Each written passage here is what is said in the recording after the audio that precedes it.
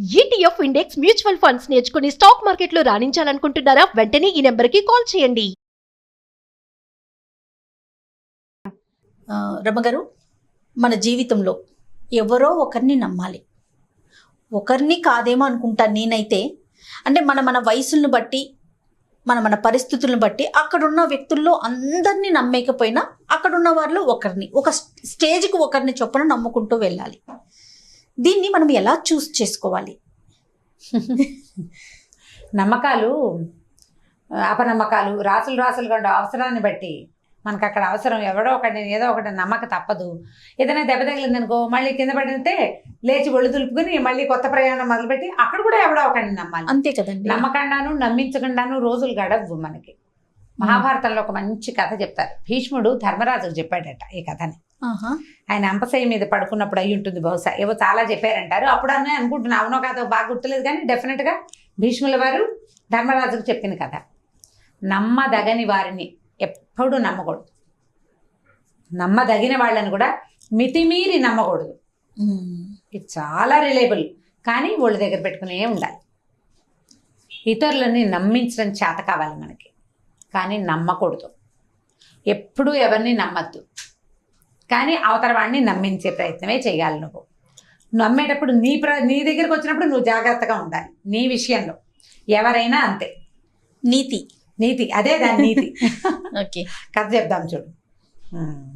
ఓ అడవిలో ఒక ఎలుక ఉండేదట. హాయిగా తన దారిని తను తిరుగుతూ ఉండేది. ఆ అడవిలో అది తిరుగుతున్న ఒక చెట్టు దగ్గర, అంటే అది చెట్టు త్వరలో ఉండేది. ఆ చెట్టుకు దగ్గరలో ఒక వేటగాడు తరచుగా వలలు పన్ని పెట్టేవాడు. పొద్దున్నే వల పన్ని వెళ్ళిపోయేవాడు, లేదా ఇవాళ సాయంకాలం వల పన్ని రేపు పొద్దున వచ్చేవాడు. సాయంకాలం వల పెట్టేస్తే చీకటి మాట అటువైపు వచ్చిన ఏదో ఒక జంతువో పక్షో ఏదైనా అందులో పడిపోయేది. వీడు పొద్దున్నే వచ్చి వల ఉడదీసేసి ఆ పడిన జంతువుని సంకలో పెట్టుకుని వెళ్ళిపోయేవాడు. ఒకరోజు ఏమైంది, వీడు రోజు సాయంకాలం వల్ల అంటే పగలల్లా తిరిగి పిట్టలను కొట్టేవాడు. పిట్టలు కొట్టుకోవడం, కొన్ని కట్టెలు కొట్టుకోవడం, కొంత తేనె సేకరించడం, ఇవన్నీ చేసి తన దగ్గర ఉన్న వాళ్ళని ఏదో ఒక చెట్టు కింద పన్నేసి వెళ్ళిపోయేవాడు. వాళ్ళ పని వెళ్ళిపోయేవాడు. ఈ ఎక్కడైతే ఇతను వాళ్ళ పన్నుతాడో దానికి దగ్గరలో ఉన్న ఒక చెట్టు కింద త్వరలోనే మన హీరో ఎలక ఉంటుందన్నమాట. ఎలుక మూషికం. అయితే ఏమైంది, ఒకరోజు సాయంత్రం వల పన్నారు. వల పన్నితే ఒక పిల్లి ఎలుక కోసం వచ్చి ఆ వలలో పట్టుకుపోయింది. ఆ వల ఎక్కడుంది, ఈ ఎలుక చెట్టుకు దగ్గరలో ఉంది కదా, ఇది ఇక్కడి నుంచి అక్కడికి వెళ్ళాలి. ఆ పిల్లికైతే భయంగా ఇది చూస్తుండగా ఏమైంది, ఎలుక బయటకు వచ్చేసరికల్లా ఒక గుడ్లగూబ, ఒక ముంగీస రెండు అటువైపు వచ్చినాయట. గుడ్లగూబకి ఎలికే ఆహారం, సులువుగా పట్టేసుకోవచ్చు. ముంగీసకి ఎలికే ఆహారం. ఇవి ఆ దాంట్లోకి, ఆ బొరియలోకి వచ్చేసైనా సరే ఎలుకని పట్టుకునేలాగా ఉన్నాయి అవి. దీనికి ఏం చేయాలో తెలియలే. ఇప్పుడు తప్పించుకోవాలి ఎట్లా? ఆ గుడ్లగూబ వదలటల్లా అది ఎటు వెళ్తే అటు వచ్చేస్తుంది. ముంగీస్ కూడా అంతే. సరే, రెండు కాచ కూర్చున్నాయి, దేనికి దొరికితే అది పట్టుకుంటుంది అనమాట. ఈ ముంగీస్ ఏం చేసింది, ఎలుక ఏం చేసింది, మెల్లిగా పిల్లిని పిలిచింది. ఆ పిల్లి ఆ బాలలో అడ్డదిడ్డంగా ఇలా చిక్కుకుపోయి పడుకునుంది. గోళ్ళు అవి ఇరుక్కుపోతాయి కదా, ఎబరాయిగా పడింది అనమాట. సజావుగా లేదు పాపం. అది దేవుడా సన్న మూలు కూడా వస్తుంది. ఎలుక పలకరించింది, నువ్వెంతో గొప్పవాడివి, నువ్వు ఇట్లా వల్లో పడిపోయావు, అయ్యో నీకెంత కష్టం వచ్చింది, నేను నీకు సహాయం చేస్తానని. పిల్లికి అర్థం కాల. ఎలిక తన ఆహారం మొదటిది, ఎలికి చచ్చే భయం తను చూస్తే. అలాంటిది అది ఎందుకు సహాయం చేస్తానంటోంది అనేసరికల్లా ఎలిక ఏం చెప్పిందంటే, మన ఇద్దరం మ్యూచువల్గా మాట్లాడుకుందాం, నేను నిజం చెప్తాను నీకు. పైన చూడు, కాస్త కళ్ళు తిప్పు, నీకు కనపడితే నువ్వు బాగా తిరగలేవు, నీ మెడ వాళ్ళ దగ్గర ఇరుక్కుపోయింది. ఒక గుడ్లగూబ, ఓ ముంగీస, ఈ రెండు నా కోసం చూస్తున్నాయి. అవి నన్ను పట్టుకోవడానికి చూస్తున్నాయి. ఏ క్షణానైనా ఆ రెండిట్లలో ఏదో ఒక దాని నోటికి దొరికిపోతాను నేను. వాళ్ళకి దొరకడం నాకు ఇష్టం లేదు. నిజానికి నా జాతికి నిజమైన శత్రువు ఎవరు? నువ్వు. నీకు దొరికితే నాకు ఇష్టమే. ఓహో, ఎందుకంటే పిల్లి ఎలుక అన్నారు, ఎలుక ముంగీస, ఎలుక గుడ్లగూబ అని ఎక్కడా చెప్పలా. వాటితోటి వెళ్తే నాకు హాయిగా ఉండదు. అదేదో నీ దగ్గర అయితే నాకు హాయిగానే ఉంటుంది. పైగా నువ్వు నా జాతి శత్రువైనా మన ఇద్దరికి అవినాభావ సంబంధం ఒకటి చూడు. నువ్వేమో ఇందులో ఇరుక్కుపోయావు. నన్ను నీ దగ్గర పడుకోనివ్వు, వీళ్ళిద్దరు తప్పించుకుంటూ పారిపోతారు, వాళ్ళిద్దరు వెళ్ళిపోతారు నేను నీ దగ్గర ఉండేసరికి. అప్పుడు నేను నీ వల కొరికి నేను నిన్ను రక్షిస్తాను ఆ, అని చెప్పేసరికల్లా సరే పిల్లి ఏమంది, ఇది బాగానే ఉంది. ముందు అసలు ఇందులో నుంచి తప్పించుకున్నా కదా, ఈ ఎలుక కాకపోతే ఇంకో ఎలుక దొరుకుతుంది మనకి. ముందు ప్రాణం ఉండాలి ముందు కదా. ప్రాణం ఉండాలి కదా. రేపొద్దున కనుక తెల్లారిపోయిందా, వాడు వచ్చేసాడా, ఇక నన్ను పట్టేస్తాడు. అడవి పిల్లది పెద్దది, ఆ, పిల్లి మాంసం తింటారు. సరే ఏం చేసింది ఈ పిల్లి, రా నా దగ్గరికి అనేసరికల్లా ఆ 4 పక్కల 4 కాళ్ళు ఇరుక్కుపోయిన ఆ పిల్లి డొక్కల్లో దూరిపోయి పడుకుంది ఎలుక. అదేం చేయలేదు, దీన్ని ఏం చేయలేదు, ప్రమాదమే. ఆ ప్రమాదపు దాంట్లోనే దాని బొజ కిందే పడుకుంది పోయి. ఈ గుడ్ల గూబ ముంగీస తెల్లబోయినాయి. పిల్లి ఇలా చిక్కడిపోయిందని కానీ అది వచ్చి తమ మీద పడుతుందని కానీ వాటికి అర్థం కాలేదు. పడదు, అదేం చేయదు, అది ఇరుక్కుపోయింది అక్కడ అని అనుకోలే. అవి ఎప్పుడైతే ఈ పిల్లి దగ్గర చేరిందో, పిల్లి అడవి పిల్లి పరమ ఫెరోషియస్గా ఉంటుంది. పైగా దాని దగ్గర చేరిన ఆహారం మన దగ్గరికి ఎందుకు వస్తుంది, రాదు కదా.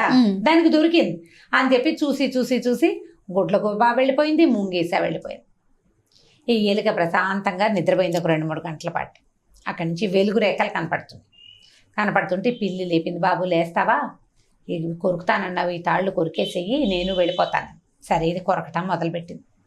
తాళ్ళు కొరుకుతోంది, ఇంకా వెలుగు రాల, బాగా మెల్లిగా చేస్తామంటోంది. తొందరగా చేయమంటుంది పిల్లి. ఉండు నా పళ్ళు ఊడిపోతాయి అంటుంది ఎలుక. ఎంతవరకు చేసిందంటే ఆ పిల్లి ఎంత తొందర పెట్టినా కొరకలేదు పూర్తిగా. అన్ని ముళ్ళు కొరికేసి ఒక్క ముడి ఉంచింది. వేటగాడు దగ్గరకు వచ్చేదాకా కొరకలేదాన్ని. ఈ లోపల వేటగాడు వచ్చే లోపల కొరికేసి వల్ల నుంచి బయటపడినటువంటి పిల్లి తన్నేం చేస్తుందో దానికి అవకాశం ఇవ్వకూడదు. అందుకని అయ్యో వేటగాడు వచ్చేస్తున్నాడు, కొరకవే నీ మొహమండాన్ని తిట్టింది పిల్లి. దగ్గరికి రాని నేను చెప్తాను కదా అని. వేటగాడు బాగా దగ్గరకు వచ్చేసాక అప్పుడు ఆఖరి ముడి కొరికి ఒక్క దూకుతో తన కలుగులోకి వెళ్ళిపోయింది. ఈ పిల్లి తను పారిపోయే సంరంభంలో ఉంది. దానికి ఎలుకక్కర్ల ఆకలి కాదు, ముందు ప్రాణభయం. అక్కడి నుంచి దులిపేసుకుంది. ఆ వాళ్ళ కాస్త ఊడిపోయింది, అది పక్కల కొరికేసింది కదా. వేటగాడు వచ్చి పీక పట్టుకునే లోపలే ఒక్క ఎగరటం ఏమిటి మేమని. పైగా పిల్లులు ఏంటంటే ఒక రకమైన పిచ్చి అరుపు, దూకుతాయి. అవతల మనిషి భయపడిపోయినా ఇట్లా అంటారు. ఆ క్షణం చాలు దానికి అది పారిపోవడానికి. ఉలిక్కి పడతాడు.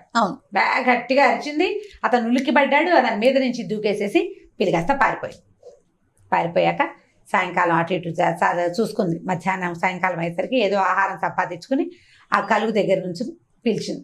నువ్వు నాకు ఎంతో సహాయం చేసావు, నీ వల్ల నేను ప్రాణాలతో బయటపడ్డాను, బయటికి రా, మన ఇద్దరం ఫ్రెండ్షిప్ చేద్దామంతే అనేసరికల్లా ఎలుక చెప్పింది, నీకు నాకు ఫ్రెండ్షిప్ ఏమిటి, నా అవసరానికి నేను నీ డొక్కలో దూరి పడుకున్నా, నీ అవసరానికి నన్ను పడుకోబెట్టుకున్నావు నువ్వు, అంతే. నీ అవసరము తీరిపోయింది, నా అవసరము తీరిపోయింది. ఇప్పుడు నువ్వు నాకు శత్రువి, నేను నీకు భోజనాన్ని. ఇప్పుడు నాకు అవసరం లేదు, నీకు అవసరం లేదు. నేను నీకు ఫ్రెండ్షిప్ అని అనుమానంతో ఇక ఎప్పటికీ ఆ గుడ్ల గూప కానీ ఆ ముంగీసు కానీ నా కోసం రావు. నేను ఆ ప్రయోజనాన్ని ఆశించి నీ దగ్గర పట్టుకున్నాను. చిన్నదైన దానికి ఎంత తెలివో చూడండి రమ్మారు. ఇప్పుడు నేను ఎప్పుడు నమ్మాను నిన్ను, నీకు ఇంకా ఏ చారా లేదు, నువ్వు ఏమి చేయవు అని తెలిసినప్పుడే నేను నీ మీద నమ్మకం. నువ్వు ఇప్పుడు అన్నీ చేయగలవు, ఒక దూకలో ఒక పంజా దెబ్బ చాలు నా ప్రాణానికి. చచ్చినా నీకు దొరకను, నా వాకిట్లోకి రావద్దు, నువ్వు నీకు నాకు కుదరదు, వెళ్ళిపో ఇక్కడి నుంచి. కటిఫ్ అని చెప్పేసింది. నువ్వు అరిచి గీ పెట్టినా నేను కలుగులో నుంచి బయటికి రాను, ఇంకో పక్క నుంచి వెళ్తా, నీతో నాకు ఫ్రెండ్షిప్ కుదరదు. ఇది తాత్కాలిక అవసరం. నేను నీకు ఇవాళ నీ ముడి కొరికాను కదా అని రేపు నాకు మళ్ళీ అవసరం అనుకుంటే నేను వచ్చి కొరుకుతాను అనుకుంటావేమో, చచ్చినా చేయను నేను ఆ పని. నాకు అవసరం కాబట్టి నేను నీతో వడంబడిక చేశాను. నాకు అవసరం లేకపోతే నేను శత్రువు జోలికి వెళ్ళను. నేను నీకు ఆహారాన్ని, నువ్వు నాకు శత్రువి, ఇది ఎప్పటికీ ఇలాగే కొనసాగుతుంది, నీకు నాకు కుదరదు, వెళ్ళిపోవు అని చెప్పింది. ఇప్పుడు నమ్మదగిన వాళ్ళని నమ్మాలి, కానీ మితిమీరి నమ్మకూడదు. ఆ క్షణంలో పిల్లి ఏమీ చెయ్యలేదు కాబట్టి ఎలుక ధైర్యంగా దాని కాళ్ళ మధ్య దూరి పడుకుంది. ఇప్పుడు ఎందుకు దూరుతుంది, ఇప్పుడు దూరకూడదు, ఇప్పుడు అవకాశం లేదు, ఇప్పుడు తను ఏమీ చేయకూడదు. దగ్గరికి వెళ్తే పిల్లికి ఆహారం అయిపోతుంది, అంతే. దీని మాంసం రుచి మరిగిన పిల్లి ఎందుకు ఊరుకుంటుంది, ఊరుకోదు కదా. ఈ కథని భీష్ముల వారు ధర్మరాజుకు చెప్పాడు.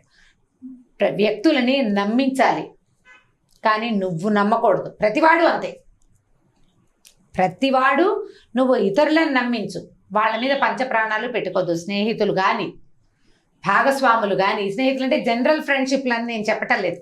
వ్యాపారాల్లో ఒళ్ళు దగ్గర పెట్టుకుని ఉండాలి. వాడి తత్వాన్ని అనుసరించే నీ నమ్మకం ఉండాలి. అంతే. అవతల వాడి తత్వాన్ని అనుసరించే బిజినెస్ల్లో కానీ ఎప్పుడు బ్యాకప్ ప్లాన్ ఉండాలి. లేకుండా వ్యాపారం చేయలేము, ఆఫీసులు నడపలేము, ఉద్యోగాలు వ్యవహారాలు చేయలేము. ఇప్పుడు ధర్మరాజు రాజ్యం నడపాలి కాబట్టి ఈ మాటని ఈయన భీష్ముల వారు ధర్మరాజుకి చెప్పాడనమాట. అది కథ. సూపర్, చాలా బాగుంది రమ్మగారు. చిన్న కథ, మీరు పిల్లలకి చెప్పచ్చు. చెప్పొచ్చండి. రైట్ రమ్మగారు, నమస్తే. నమస్తే జయ.